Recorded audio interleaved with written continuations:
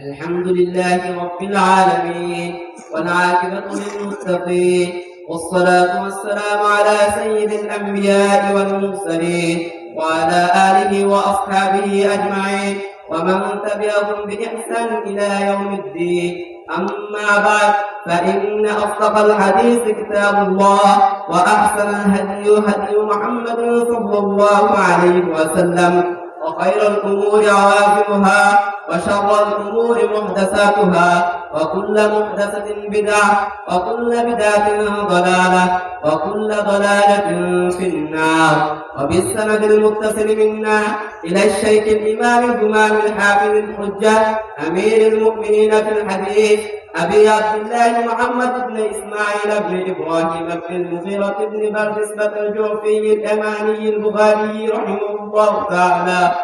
اللهم انفعنا بعلومه وعلومهم أجمعين، آمين يا رب العالمين.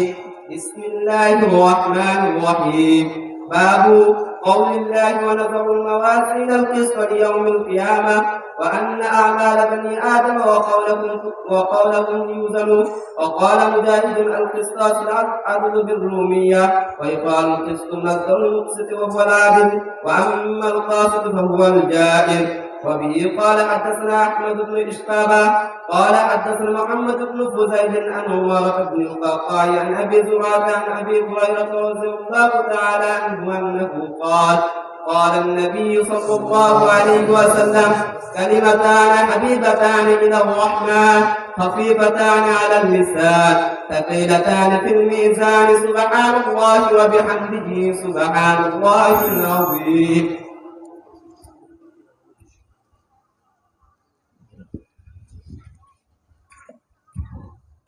بسم اللہ الرحمن الرحیم. یہ بخاری شریف کی آخری حدیث طلبہ نے آپ کے سامنے پڑھی ہے. اس حدیث میں جو اصل بات ہے وہ یہ کہ حضرت جناب نبی اکرم صلی اللہ علیہ وسلم نے امت کو ایک تسبیح سکھائی ہے. تسبیح یہ ہے: سبحان اللہ وبحمدہ سبحان اللہ العظیم. یہ تسبیح ہے، دو جملوں پر مشتمل ہے. حضرت جناب نبی اکرم صلی اللہ علیہ وسلم نے حدیث کے شروع میں ان دو جملوں کی تعریف فرمائی اور تین تعریف کی ہے. پہلی تعریف ہے کلمتان حبیبتان الی الرحمن. یہاں کلمتان سے جملتان ہی مراد ہے، تو فرما رہے یہ دو جملے حدیث کے اعتبار سے جو بعد میں آ رہے ہیں اور میں جو بولا پہلے ہی بول چکا ہوں، دو جملے یہ دونوں جملے رحمان کو محبوب ہیں. رحمان اللہ کے صفاتی ناموں میں سے بڑا محترم بشار نام، اور جو چیز اللہ کو محبوب ہوگی جب بندہ اس سے تعلق رکھے گا تو وہ بھی اللہ کا محبوب بن جائے. تو اللہ کا اتنا بڑا فضل و کرم ہے کہ یہ دو جملے رحمان کو محبوب ہے. اب بندہ سمجھے گا جب رحمان کو اللہ کو محبوب ہے، بہت بھاری ہوں گے، ہم تو کمزور لوگ ہیں، ہم کہاں ادا کر سکیں گے ان کو. تو فرمایا خفیفتان علی اللسان. دونوں جملے زبان سے ان کو کہنا بہت آسان ہے. عالم، غیر عالم، مرد، عورت، بڑے چھوٹے، بچہ جوان بوڑھا عرب عجم آرام سے بولتے ہیں، کہتے ہیں، کہہ سکتے ہیں سبحان اللہ و بحمدہ سبحان اللہ العظیم۔ بہت آسان، چھوٹا بچہ بھی بولتا جو بولنا چاہتا۔ تو دوسرے جملے میں فرمایا خفیفتان علی اللسان، بہت ہلکے پھلکے ہیں۔ تو بندے کے ذہن میں یہ آ سکتا ہے کہ بھائی ہلکے پھلکے سے کیا کام چلے گا، وہاں تو میدان محشر میں بڑا بھاری کام چاہیے تاکہ میزان عمل کو وزنی کر دے۔ تو اس کے بارے میں فرما رہے ہیں ثقیلتان فی المیزان، دونوں جملے ہلکے ہیں زبان پر، اور وہاں میزان عمل میں وہاں ہلکے نہیں ہیں، وہاں ان کا بہت بڑا۔ دیکھو لا الہ الا اللہ کتنا آسان ہے نا آسان؟ اس کے وزن کا اندازہ ہوگا میدان میں، اس سے وزنی کوئی چیز نہیں ملی۔ یعنی بعض حدیثوں میں آتا ہے کہ ایک آدمی کے پاس لا الہ الا اللہ کے علاوہ کوئی نیکی نہیں، سب گناہوں کے پڑھتے ہیں، لیکن جب وہاں وزن ہوگا تو وہ تمام رجسٹر اور فائل جو ہے گناہوں کی وہ اوپر اٹھ جائیں گی، سب دوسری طرف پڑھنے میں ہوگا لا الہ الا اللہ کی پرچی۔ لا الہ الا اللہ کا وزن زمین و آسمان سے زیادہ ہے، یہ تو اللہ نے آسان کر دیا۔ قرآن کریم ہمارے بچے پڑھتے ہیں، بچیاں پڑھتے ہیں، حافظ کرتے ہیں، بوڑھے پڑھتے ہیں، ایسا معلوم ہوتا ہے کہ بہت آسان ہے۔ ہاں اللہ نے اپنے ان بندوں کے لیے آسان کیا ہے۔ شیطان سے کہنا تلاوت ہوتا ہے، ٹھیک ہے، قرآن کے بارے میں جانکاری ہے اسے، مگر تلاوت نہیں کر سکتا۔ تلاوت کرنا تو مومنین کا کام ہے۔ اللہ فرما رہا ہے قرآن میں وَلَقَدْ يَسَّرْنَا الْقُرْآنَ لِلذِّكْرِ فَهَلْ مِن مُدَّكِرٍ، ہے کوئی عبرت حاصل کرنے والا؟ ہم نے قرآن کو کتنا آسان کر دیا، دیکھو کتنا آسان، چھوٹے چھوٹے بچے اسے یاد کرتے۔ یہ قرآن کا کرشمہ، قرآن کریم کا معجزہ، اللہ تعالیٰ کی رحمت، اللہ تعالیٰ کی نوازش، یہ بالکل آسان کر دیا۔ قرآن جیسی وزنی اور بھاری،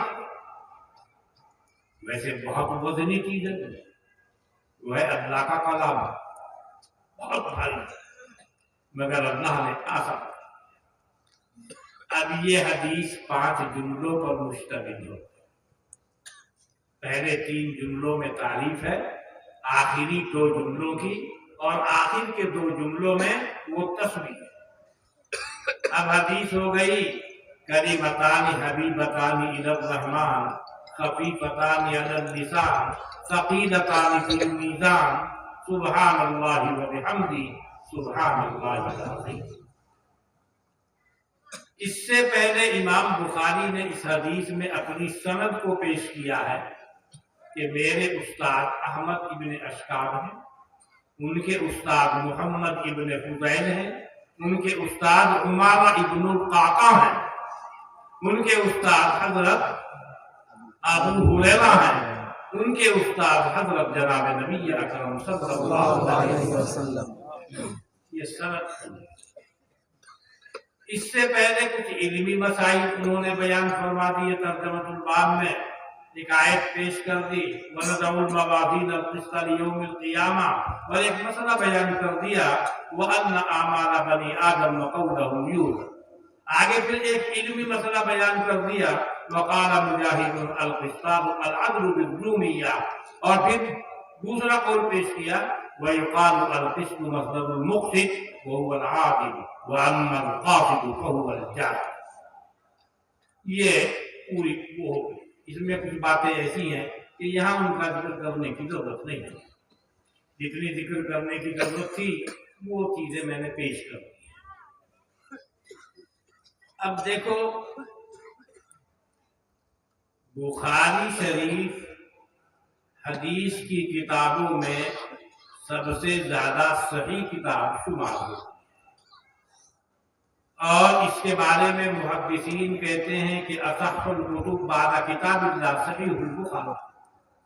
अल्लाह की किताब कुरान करीम के बाद सबसे ज्यादा सही किताब इमाम बुखारी की सही। इसी के ऊपर उलमा का इत्तिफाक चला और बुखारी शरीफ के खत्म के मौके पर बड़े बड़े उलमा, आइम्मा और मुहद्दिसीन ने अपना तजुर्बा बयान किया है कि दुआ कबूल होती है। बुखारी शरीफ के खत्म के मौके पर दुआ कबूल होती है। आप अपने लिए, अपनी औलाद के लिए, अपनी ज़रूरत के लिए दुआ मांगेंगे तो इंशाअल्लाह अपनी रहमत से अल्लाह ताला कबूल करेगा। और असली बात यह है कि अल्लाह ताला बेनियाज है, उसको किसी की जरूरत नहीं है। बाकी सब उसके पास, इंसान हो, जिन हो, हैवान हो, फरिश्ते हो, सब उसके पास। वो किसी का मतलब बिल्कुल गनी। और समद, समद के माना है कि वो किसी का मोहताज ना हो, उसके अलावा सब उसके पास। तो अल्लाह के नामों में से एक समद भी, अल्लाह के नामों में से एक गनी। अल्लाह तो गनी है और हम तो अल्लाह के फकीर हैं। मैंने कह रहा हूं, अल्लाह ही फरमा रहा है वल्लाहु हुवल गनिय्यु व अंतुमुल फुक़रा। अल्लाह है गनी और मालदार, तुम सब फकीर और मोहताज। ये हकीकत है, गनी अल्लाह, हर चीज का मालिक वो है।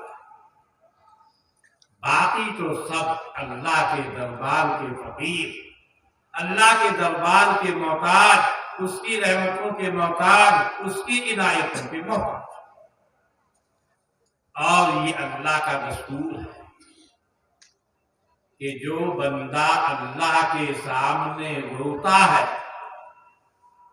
अल्लाह उसे फिर और के सामने नहीं रोने देता। समझ रहे हैं? जो बंदा अपने मालिक के सामने रोता है, दूसरों के सामने रोने की जरूरत पेश नहीं है। ये अल्लाह का दस्तूर। जो अल्लाह के सामने झुकता है, उसे फिर दूसरी जगहों पर झुकने की जरूरत पेश नहीं है। जो अल्लाह से मांगता है, उसे दूसरों से मांगने की जरूरत पेश नहीं है। नहीं मांगने देगा अल्लाह दूसरों से, ये तो हमारा बंदा है, अल्लाह की जरूरत पूरी करेगा। अल्लाह बहुत गनी है, उसके खजानों में कोई कमी नहीं।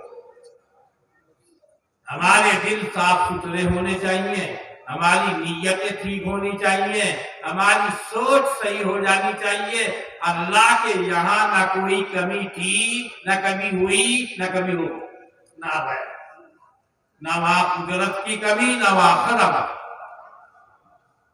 बस कमी है हमारे मुतवज्जे हो, हम अल्लाह से दूर कर रहे हैं, उसकी इबादत करें, उसकी माने, उसके सामने रोएं, अपने गुनाहों की माफी मांगे, तौबा करें, इस्तिग़फ़ार करें।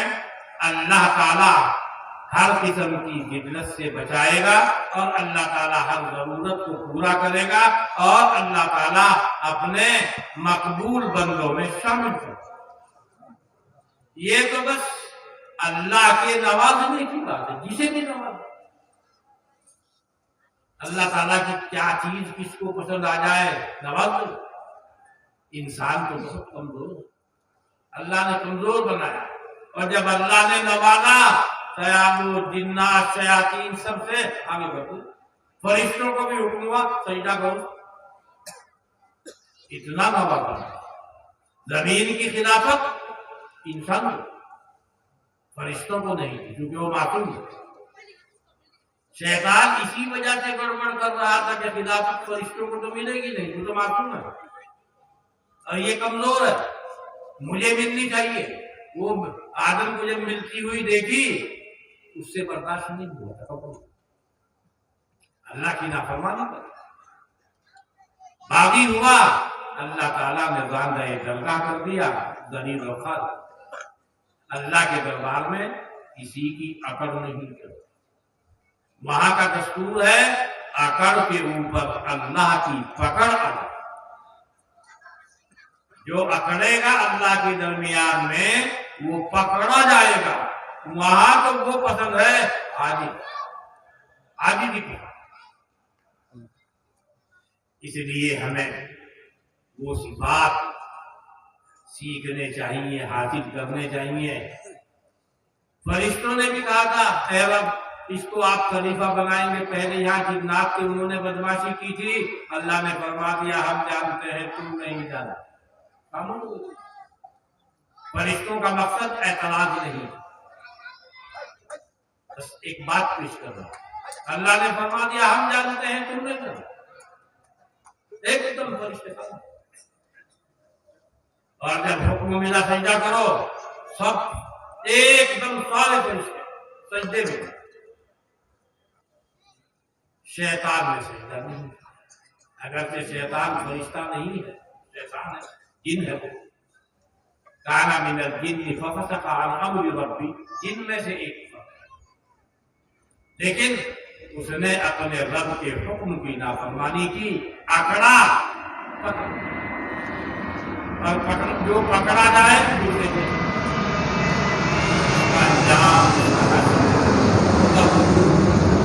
اللہ نے کہہ دیا جو چاہے کر لے فیصلہ ہے میرے یہاں کا تجھ کو، اور جو تیری بات مانے گا سب کو جہنم میں بھیج. اللہ وہ کرے گا. تو اس نے کہہ دیا لَأَمْلَأَنَّ جَهَنَّمَ مِنْكَ وَمِمَّنْ تَبِعَكَ مِنْهُمْ أَجْمَعِينَ. یہ اعلان ہے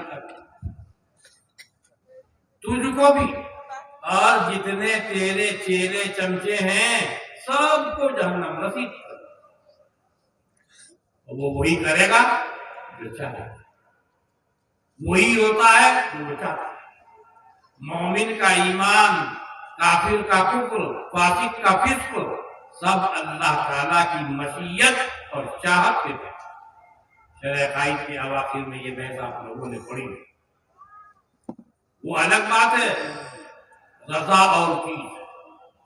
بندے کا کفر اللہ کی رضا کے تو ماتحت نہیں ہے، کیونکہ قرآن نے کہہ دیا وَلَا يَرْضَىٰ لِعِبَادِهِ الْكُفْرَ. اپنے بندوں کا کفر اللہ تعالیٰ اسے پسند نہیں ہوگا، مگر ہوگا وہی جو وہ چاہے. یعنی رضامندی الگ تھی، چاہت مشیت الگ تھی. مشیت وابستہ ہو گئی کہ ایک کافر کا کافر ہی رہے. کیوں ہو گئی؟ کوئی نہیں کی. لا يسأل عما يفعل وهم يسألون. تو بندوں سے پوچھا جائے گا تم نے کیا کیا. اللہ سے کون پوچھا؟ وہ جس کو چاہے ہدایت دے گا، جس کو چاہے گا نہیں دے گا. حضور اکرم صلی اللہ علیہ وسلم کے چچا ہیں ابو طالب، بڑی خدمت بھی کی انہوں نے. حضرت نے بڑی دعائی کی ان کے لیے ایمان لانے کی، مگر وہ ایمان نہیں اور پریشان تھے. اللہ نے آیت نازل فرمائی انک لا تہدی من احببت ولکن اللہ یہدی من یشاء. ہمارے حبیب صلی اللہ علیہ وسلم آپ کہیں گے آپ کا جو کام ہے آپ کرنا. آپ کا کام ہے راستہ بتانا، دکھانا، اس پر چلا دینا. یہ آپ کا کام تو نہیں ہے، یہ تو ہمارا کام ہے. ہم جس کو چاہیں گے راستے پر لگا دیں گے. آپ بتا سکتے ہیں یہ راستہ ٹھیک ہے، چلا دینا وہ آپ کا کام ہے، وہ اللہ کا۔ لہذا اللہ نے ایمان کی توفیق دی، حالانکہ انہوں نے بڑی خدمت کی ہے، بڑی مصیبتیں مشقتیں بھی اٹھائی ہیں، لیکن وہ اللہ تعالیٰ کی مشین ہے، اس کے بارے میں کوئی کچھ نہیں کہہ سکتا۔ اللہ تعالیٰ کے فیصلے پر کسی کو بولنے کا کوئی حق ہی نہیں۔ لا یسأل عما یفعل، اللہ جو کرے اس سے کوئی نہیں پوچھے، اس کی بجائے نہیں پوچھنے والا۔ بندے جو کریں گے اللہ ان کیا بندہ، مالک تو ہم، مالک ہم، رازق ہم، خالق ہم۔ یہ تم نے کیوں کیا؟ ہماری رضا ہماری منشا کے لیے بندوں سے پوچھا جائے، اللہ اس سے کون نہیں پوچھ سکتا ہے۔ تو میرے بھائیوں، ہم سب کو چاہیے اللہ سے جڑیں، اسے یاد کریں، اس کی بات مانیں، نماز کی پابندی کریں، علم دین حاصل کریں، گھروں میں قرآن کریم کی تلاوت کریں۔ قرآن کریم کی تلاوت گھروں میں ہوگی، فجر کی نماز کے بعد برکتیں آئیں گی، رحمت کے فرشتے آئیں گے، بیماریاں بھاگیں گی، خبیث جنات شیاطین گھر سے بھاگیں گے، بے برکتیاں ختم ہوگی، بیماریاں ختم۔ اللہ سے جتنا بندہ جڑتا جائے گا، فرما برداری کرتا جائے گا، صحت کی بھی اچھی گاگی۔ عام طور سے آپ دیکھیں گے متقی لوگوں کی صحت عموماً اچھی رہتی ہے، اور جب گناہ کے اندر مبتلا ہو جاتے ہیں زیادہ تر صحت بھی خراب ہے۔ اس لیے اپنی صحت کی بھی حفاظت ضروری ہے، گھر کی بھی حفاظت ضروری ہے، گھر والوں کی بھی حفاظت ضروری ہے، سب کی دیکھ ریکھ ضروری ہے۔ بچوں کو سمجھایا جائے، گھر میں دین کی باتیں کریں، اپنے جائز کام بھی کرو، اللہ کا کلام پڑھو، اور پھر اس کی برکتیں دیکھو، کیسی کیسی برکتیں آتی ہیں قرآن کریم کی تلاوت سے۔ تو بھائی اللہ سے ہمیں اپنا رشتہ مضبوط جوڑنا چاہیے، اور مدارس دینیہ کی برکت سے مسلمانوں کا واسطہ اللہ تعالیٰ سے مضبوط ہو رہا ہے۔ مدارس کا بھی اپنی وسعت کے اعتبار سے پورا دھیان اور خیال رکھنا چاہیے، کیونکہ یہ مدارس ذریعہ اور واسطہ ہے۔ ایک حدیث میں مدرسوں کو جنت کے راستے فرمایا ہے، ایک حدیث میں ہے من سلک طریقا یطلب فیہ علما سہل اللہ لہ طریقا الی طرق الجنہ، جس کا خلاصہ یہی نکل رہا ہے کہ مدرسے یہ جنت کے راستے ہیں۔ تو لہذا ان جنت کے راستوں کی حفاظت ہونی چاہیے۔ اللہ تعالی ہم سب کو عمل کی توفیق عطا فرمائے اور اپنی نعمتوں کی قدردانی کی توفیق فرمائے، آمین۔